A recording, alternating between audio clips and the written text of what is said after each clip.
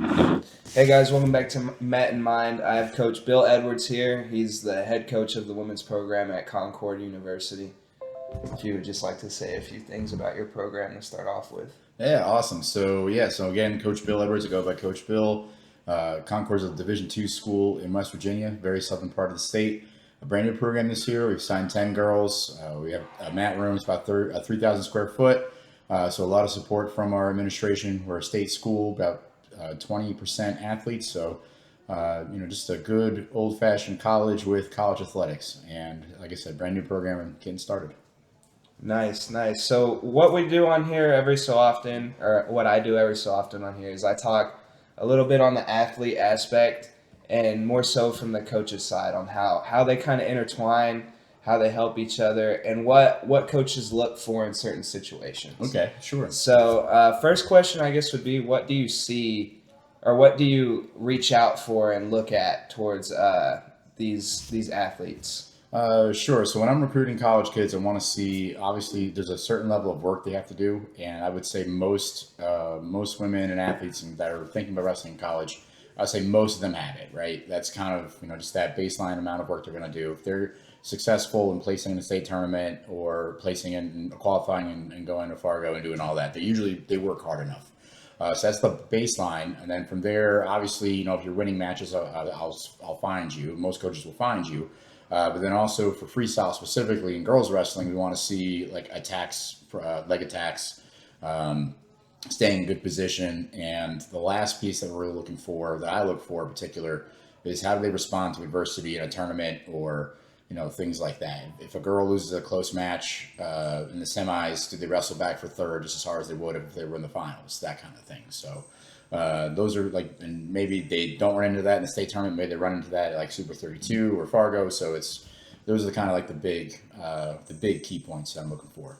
Yeah. For sure. So to kind of piggyback off adversity, so when you have a wrestler that just can't really handle themselves before a certain kind of match, like they're just beating themselves up over it, and let's say it's day two of whatever tournament, and they're just in the hotel beating themselves up over it. What would you say to that athlete? Sure. So that happens more often than you would imagine. So that's kind of it's a big deal. So in our programming, the way like I ran a high school program and a youth club, and I obviously now coach college athletes. Wrestling is not the end all be all of your life. So your parents are still going to love you if you lose a wrestling match. Your friends are still going to think you're cool if you lose a wrestling match. So it's not the end of the world. I think athletes put a lot of pressure on themselves, especially like when I grew up, there was no social media, so you didn't have to go account for yourself on Instagram or listen to people on commenting on Facebook. Yeah. It's really just understanding that you have those people in your life that are gonna love you and enjoy your time and enjoy you, regardless of the outcome of any of these matches. And that should take pressure off for like going to perform, and hopefully it does. And you've done all this work, and you're either you're measuring yourself, and you either are ready to be a placer, or you're meeting where you think your expectations and goals are, or you're not, and you got to go work. So it's like just being able to separate those things out especially for the younger the athlete. I think the more important that is. But even as we get older and we jump levels, it's like that's a big deal for sure. Yeah. So what would you say is the most important thing, like aspect of wrestling? What would you say for an athlete, for a coach, for anyone who's into wrestling? What would you say the most important aspect of it is? So I would say enjoying it and understanding that it's a tool to like build skills for life. We don't wrestle forever. Nobody. Eventually, we'll stop being athletes. And then even especially when you go into coaching, for me, I've been doing this a long time. I'm an old man now, but it's that's really it. It's understanding what we're gonna get something from the sport and hopefully enjoy it while we do it, and just understanding like hard work will pay off. Your individual effort will get like it'll provide for you when you want to have kids. If you want to have kids, if you're in a tough job or you're trying to break through in any kind of career you want to be in, understanding that we're building those skills and we need to take those with us when we're done with the sport. So what would you say are the skills that wrestling kind of teaches you just to kind of sell it towards those people that maybe aren't interested in it yet? Sure. So discipline is the big one. I think we don't have a lot of that in our society these days. I think it's kind of a lost art for sure. And then again, overcoming adversity. If things don't go our way, how do we handle that? Do we just blow up and quit, or do we blame someone else, or blame the ref, or all these outside factors, or do we look at the things we can control and then get better at it? The tenacity. Again, we'll go back to having kids, but like if you got a newborn baby crying at 2 o'clock in the morning, then you got to wake up and go to work. You're going to call out of work, or are you going to just understand it's part of your life and go deal with it. So all these being able to operate when you're tired. And just like showing up, like showing up and doing hard things. That's a pretty big deal. That you something that's really, you get it in a lot of sport, but wrestling in particular. Wrestling is very difficult, and there is accountability. You're the only one there, so there's no one else to blame. Even a bad ref, the ref didn't steal the match from you. You could have been better. So it's those are pretty much the main things I take from wrestling. Yeah. So I guess my next aspect would be, how many moves would you say a wrestler needs to know and kind of have that as their perfection move set in every position to not overthink on what they're doing? Because I know a lot of wrestlers that wrestle for a long time, they have a lot of techniques. Sure. But how many moves per position, top, bottom, neutral, parterre, standing, does somebody need to know to be successful and good at what they do and not have to overthink in a match? Sure. You need one more move than what they're expecting, right? Yes. So it goes to the level that you're at. So if you're a high school wrestler, just a couple, you got to be able to attack both legs from your feet. You got to have a good attack, and you got to have a good, if they stop this, you got to go to the next attack, and kind of a way to go through that chain. I would say, 2 or 3 moves in a chain in a sequence, you're probably fine for most wrestling. But if you're not winning those matches, then you got to add. That's when you know where you got to work and go from. But I would say just a couple, really, like wrestling for me, when I think about technique, there's trees of technique, right? So you have, like, if I do this, if I attack his left side leg, or I'm going to sweep the left side leg, and he pulls that leg back, then I have to have a second attack to that. Or we did high C's in a clinic today. I'm down here for a clinic. Like, we're in on a high C, and they block our elbow trying to come up and reach across, so now we got to go to crackdown, or we got to go to run the pipe. We got to find a second move out of there. And that's 2 moves out of that one tree. And then, what happens if they stop that and they're able to stop the crackdown? Then what do you do? And then, you build from there. And you think of it that way.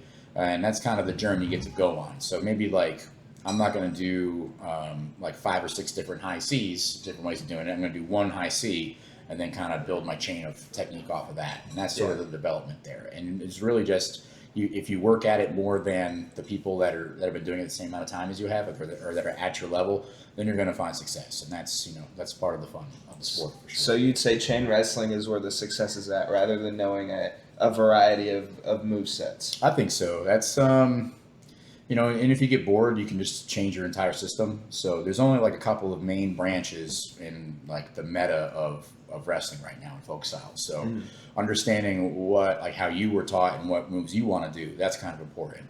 If you want to switch trees and you have time, and you maybe wrestling for 10 years and you want to change it up, you can. I mean, if you look at PJ Duke in middle school and high school, and what he's done in college, it's completely different. Yes. So I think he just likes to have fun when he was in high school, whatever moves he was learning and wanted to work, and that still applies, So it's just finding something that you're comfortable with and that you like, and you have coaches that can get you through those trees of technique, and just build those up the way that you want to do.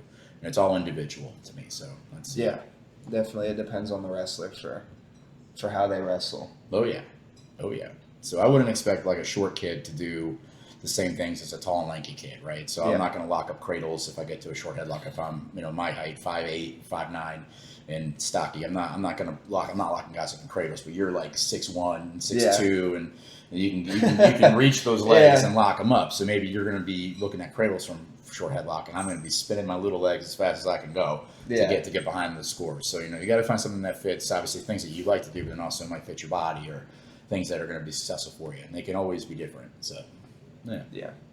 So from an athletic standpoint, when we're cutting weight, what is the best way to go about it? I love education on certain things. Like we'll have segments where we do like stuff on weight cutting, then we'll do like mindset. So I guess, how would you go about, what's the difference between the wrong ways and the right ways of cutting weight for you? Sure. So I deal with female weight class athletes right now. So that's a kind of a bigger, separate, section of things. So we're looking at For female athletes, you got to worry about long-term effects of hard weight cuts. So your bones, when you cut water weight, they pull minerals and stuff that make bone density out of your body, right? So that's all coming out. And for the female athlete, there's like a window in which they're going to build all their bone density for their life. So you don't want to make hard water cuts. So that's a big deal.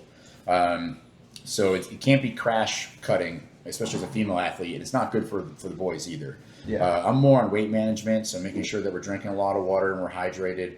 There's a few of the weight cut gurus that are on there that, like, when they promote that stuff's really good. But like the fighters that were putting the makeup remover on to sweat more and hitting the sauna suits and making 3 or 4 day water cuts, we can't do that stuff anymore. It's like all the research says it's really, really bad. So with my athletes, I did it in high school and I do it in college, is I use a body Mifflin Jor or whatever that calculator is, and we find out what their body fat percentage is, and I want to get them into a range they're going to be comfortable with. So for female athletes, between 20 to 30% body fat, which seems high, but like Simone Biles was in the mid-20s when she was in the Olympics, and I dare you to find a more athletic woman than that.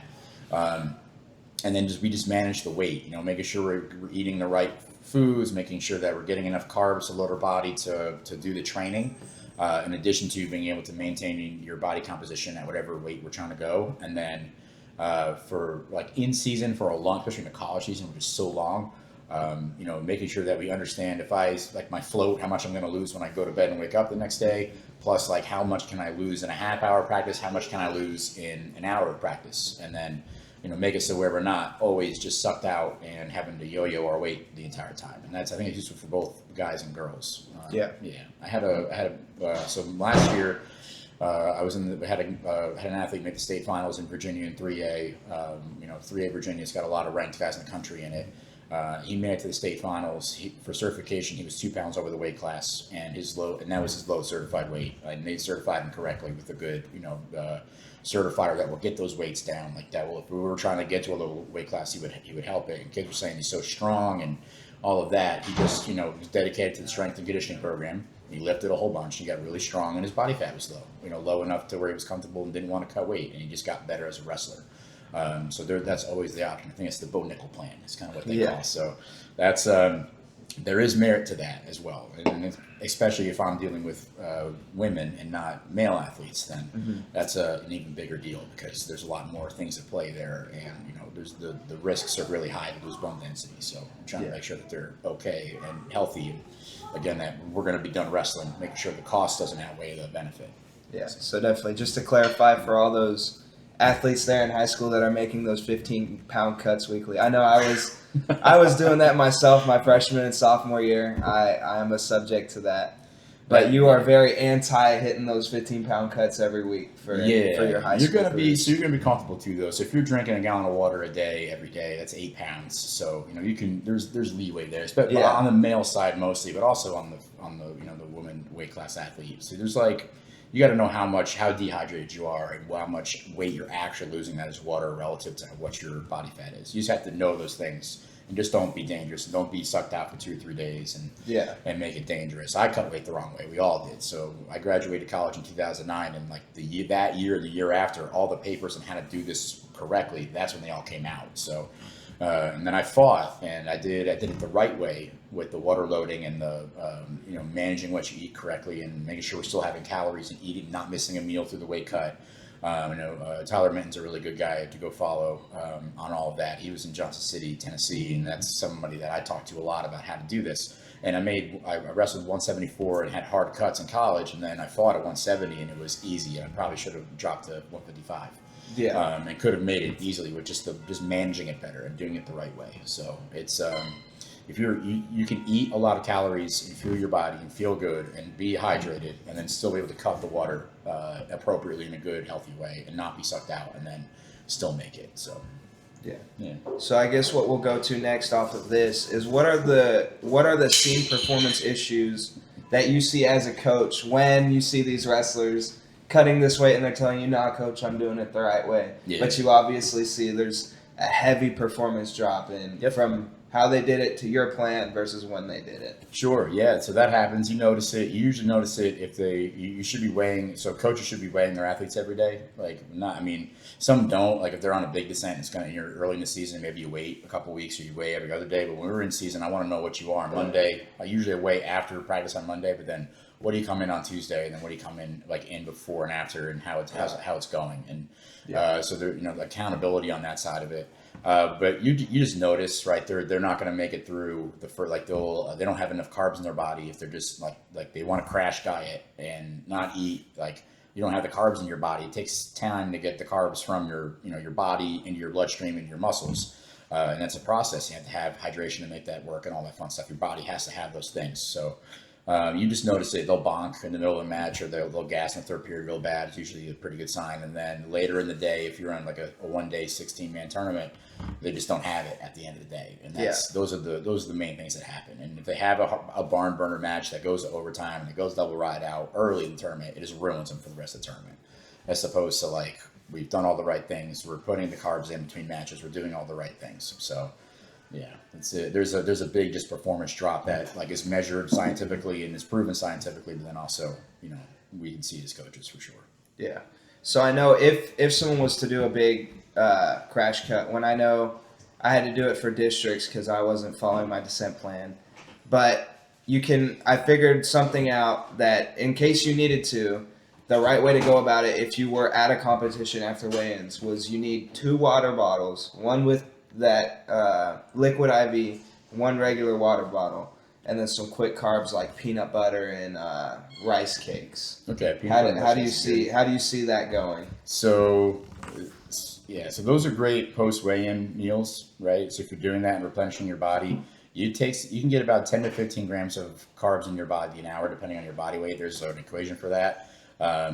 So peanut butter has some carbs, mostly sugar, and then has some protein, but a lot of salt. Salt will make you retain water. That's good when you're rehydrating. You want that's what those electrolyte packets do. So those are good. But just, getting water in your body and rehydrating, and your body's going to go through, like you're restarting your digestive system again. So you might have some issues there when you turn the faucet back on, what can happen there digestively, and make sure, you get a good hard warm up in and get all that stuff so your body's settled. And then just making sure you're settled on your water too.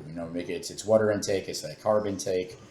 So sweet potatoes are really good for me. I like sweet potatoes and melon, water, like watermelon, cantaloupe, those types of fruits. And when we're making weight throughout the week, you want more fiber. So fiber would make a good portion of your carbs. But then also making sure that we're getting, a Snickers bar isn't the end of the world. You need some simple sugar back in your body, but then not relying on that for all of your calories. So making sure that we're putting longer digestive foods back in your body over the long term. And you should be snacking throughout the day. You need to get that 10 to 15 carbs. You're going to burn that much in a match, or you can probably burn more in a match, but you can only put in 10 to 15 an hour. So you got to make sure you're doing that to your matches. And then the best thing is that you do it right after you're done with your match. If you get a good cool down, your body is more receptive to get those carbs in right after exercise. So you get maybe 5 minutes, if that, after the match is over, after you're done with your cool down. Once you stop having an elevated heart rate and all that, then it's your body will soak it up. And then if you take the carbs after that, it's hard to do. So yeah, I know I can attest to that. When I figured out my body, I figured out all those years of drop cutting gave away at my blood sugar. And this past year I just wrestled with low blood sugar. And I would figure out that right after a match or right before a match, I'd eat half a pack of Skittles. And then I'd have my cool down after my match and eat the other half. Yep. And I'd have that or a Dr. Pepper, and that would be my quick energy to get back up. So it's not the end of the world, but for some people it can be, but for me it was definitely that quick picker-upper. Sure. I think that's pretty popular too. I think the food you put in doesn't necessarily matter. I think if you watch ultra marathoners, they eat they'll even have alcohol and beverages and stuff on these 100-mile runs and stuff, because it's just you got to get the calories in as best you can, and then they have no concern to diet. But I think the quality of that food is going to help you. Preservatives and stuff, I just think it's not great for you. I feel like the color, like we're drinking soda right now, so it's like, that's great Yeah. for you. But I'm retired, so and I think you're done. You're done. You're not a high school wrestler anymore, so No. we can get away with that. But like all that stuff, I think kind of cakes up your insides and doesn't let you absorb the water you need to, or like water is usually better. And then Yeah. electrolytes, if you're going to have like a liquid IV, that's okay, especially to get the salt back in your body. And then, but like a candy bar also has preservatives. So you're like, it's just what can you do for those quick hitter? That's going to be probably the best. But yeah, it's not the end of the world to have something that's not great for you. But you just get that sugar in you and make sure you can still do it, right? Still get after it. So Definitely. I guess for the last thing we'll kind of hit on, I'm big on the mental mindset aspect of the sport. Sure. I think that's heavily overlooked. I think everyone focuses on the technique aspect and the weight room aspect once you get older, and they're not so focused on the mental aspect. I've talked to countless athletes that have been burnt out from just practice or coaches, etc., and they don't feel like doing the sport that they've done for 10, 12 years. And where has that passion gone, So what would you say, I guess, to these younger athletes to kind of prepare them or kind of just pour knowledge into what they're going to kind of see later down the road and not to get discouraged from it? Sure. So there's a couple different things, topics there. So one is like if you're losing all the time, it will get better. That's the way the athletes get discouraged. There's just so many examples of really good guys that didn't win when they were very young. And I think some of that has to do with the pressure that parents put on them. So like a lot of it is for youth parents that their only job is to love their kid. Let the coaches coach their kids, so don't be screaming. Of course, you say that, but then you go to every tournament, every scream at the top of their lungs. So that understanding, I think, if I had a magic switch and could make that happen, or the parents didn't they understood what you're actually doing, that the winning early doesn't necessarily mean they're it's the make or break of their entire wrestling career. That's one thing, and then I think that contributes to that burnout later on. Also, I think you can always reinvent yourself from a technical standpoint. So if your body changes, so you hit puberty and all of a sudden you grow, or everybody else grows, and then you can just do other things and have fun with it. If the coach is yelling at you all the time, you can have that conversation, but just understand sometimes you're stuck with the bad coach, and that's just what it is. Find a club, go wrestle in a club, and then bring a technique with you, and and set your own standard. Like if you're on a bad team, set your own standard for how hard you work. And just get what you can out of it. And sometimes that's just the situation you're in. And you kind of deal with that or make a change, talk to your parents. And then if you recognize that you feel those things, you really got to talk to people about it. Or you got to have that conversation with, hey, the way that we talk or the way that you're approaching this for me, I don't like the sport. I don't want to do it. And if you have concrete examples of what it is and you can identify when those things are happening, or maybe talk to a sports psychologist, those are all great things to do for sure. Yeah. I guess next would be whenever you have an athlete that loses one match, but you need them, that they can come back big for this next match. How would you coach up a younger athlete versus your older athletes on how to bounce back from that? Sure. So if a kid's been in my program for a long time, they understand that win or lose, we hit especially in a big tournament, we're doing this during Fargo weekends. So what I tell the Fargo teams when I'm coaching Fargo camps is that you don't have time to really dwell on the last match. You have to get your cool down. You have to get your carbs. You got to get off your feet, relax a little bit, finish your cool down, relax, and then be ready to ride that wave of coming back up, right? So you wrestle that match, you come down off of that high, and then you got to relax, reset, and then go for the next one. You don't get a lot of time to reset. So we're not going to have a big technical talk. We're just going to say, all right, that one, we lost that one, and we just got to get the next one. Be ready for the next match. And older, especially at that top level, I think, so if I had them for a long time, they understand that. Excuse me, but they and that's something that's part of your culture as a team too. Understanding that you're gonna have the support of your teammates, and nobody's gonna be like, "Oh, this you could have done this, could have done that." Yeah. Just get the next one, and that's we have some teams have mantras for that, or some stuff like that for the older kids. For the younger ones, and you need them. It's really just trying to get them to focus and get into that process and develop that process, and then also how we think. We know we're going to lose matches for the most part, right? None of us are, PJ Duke, or even I guess he even lost in the finals and all that stuff. But I like him. He's a New Yorker, so I'm a fellow New Yorker. But all these really top guys, the best wrestler in the world right now has probably lost a wrestling match. So it is a possibility. So prepare for it. Like, what am I going to think when I lose a match? And then force yourself to have those thoughts and like tell yourself things. And it's like whatever your reset mantra is, and then I need to be in a low stance, or like relax, recover, go get the next one.